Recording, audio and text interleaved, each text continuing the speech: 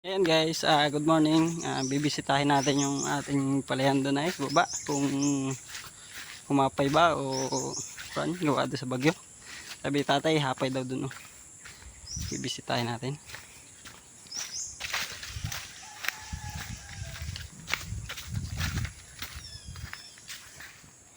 Ayan guys, yung palay namin oh. Dapang dapa. Hindi pa masyado hinog ay nadali na ng hangin. Ayan.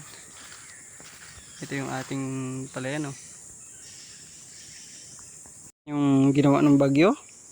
Paikot-ikot, kawawa yung mga palay oh. Doon yung buti yung nasa baba ay ayos-ayos. Doon atin na natin yung nasa kabilang kan. Ayaw paikot-ikot. Nakakaawa yung palay. Hindi pa masyado kanya nakakatungok lang.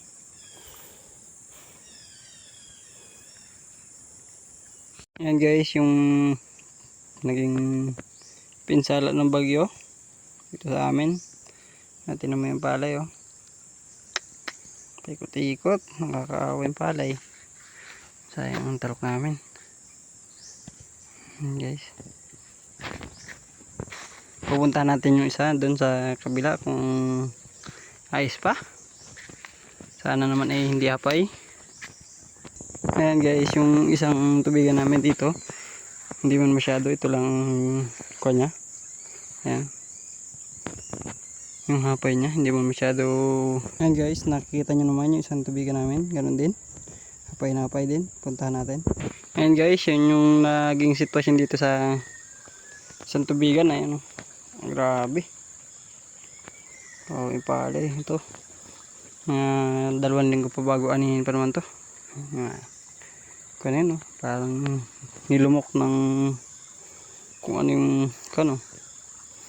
Ayan yung kabila lalo na, tingnan natin. Yung isang tubigan namin nakakaawa ang palay.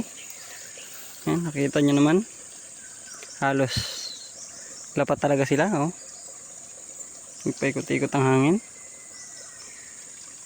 Ayan oh. No, simula dun talaga na lumok. Tapos itong isang tubigan namin ganun din lumok. Yan o. Kawawa ang palay. Yan, sana matulungan kami ng mga nasa agriculture dahil sa nangyari sa palay. Yan. Dapa-dapa. Buti yung nasa baba at hindi man masyado bumagsak. Ito talagang bagsak na bagsak oh. Well, panghirap na mag-ani.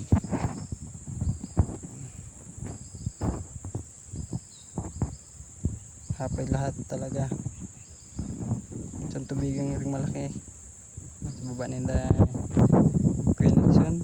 Ang grabe ang nangyari. Yung nasa likod ko, tignan mo. Lahat talaga bagsak. Ayan.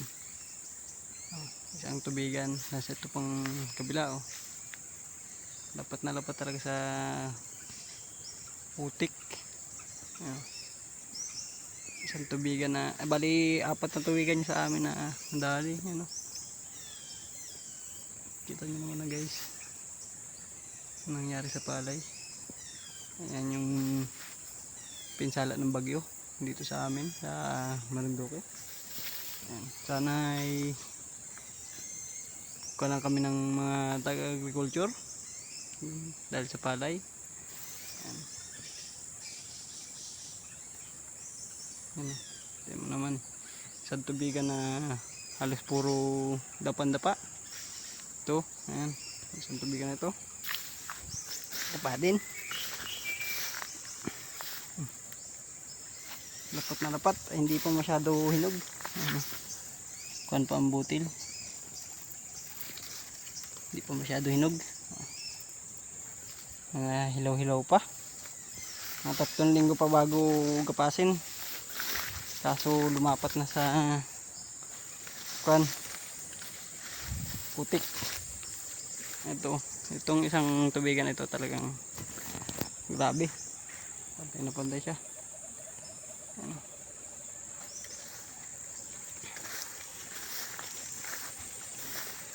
Yung pali namin ito. Nga doon sa dulo na yun. Pupunta dito. Ayan. Parang pinanyang palay.